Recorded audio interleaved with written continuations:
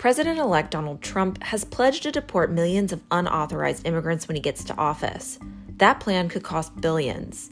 There have been several studies that have also looked at how much it would cost to deport unauthorized immigrants, because you have to apprehend them, you have to process them, you may have to detain them, you may have to house them briefly, and then you may have to transport them back. So there's all sorts of costs involved. Robert Lynch is an economist who spent 2 decades studying the inflow and outflow of migrants to and from the country. According to Lynch's research, mass deportations don't create jobs for Americans, and the economy shrinks. So first of all, if you think about the U.S. economy right now, there are about 160 million people who work. About 8 million of them are these unauthorized immigrants. So they're about 5% of the total workforce in America. Now, if you were successful, imagine you were successful in apprehending and removing those 8 million workers and the other 3 million of their mostly children and things like that, those 11 million people. Then you would have 8 million jobs that are suddenly unfilled. Well, how many unemployed people are there in America? Right now, the unemployment rate is about a little bit over 4%. There's about 6 million unemployed people. So there's not even enough unemployed people to fill those 8 million jobs. And of course, many of those unemployed people are not going to go and move to California to pick fruits and vegetables, or to move to cotton farms in Texas, or sugar farms in Florida, or peanut farming in Georgia. Lynch said it would be hard to tell where the money to pay for mass deportations would come from, whether that be higher taxes or dipping into the Department of Defense's budget like Trump did last time to build a portion of a border wall.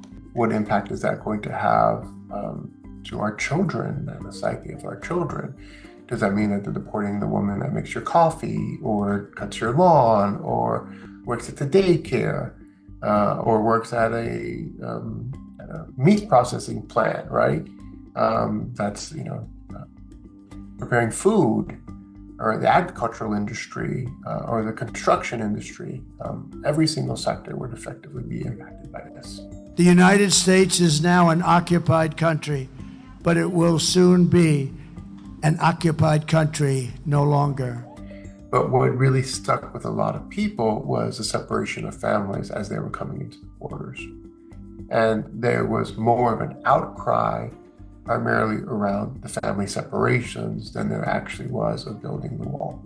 It's going to have a significant psychological impact on our community. I think a lot of folks, maybe if they didn't believe that he was really going to follow through with these deportations, are going to start to get a different sense of what it actually means.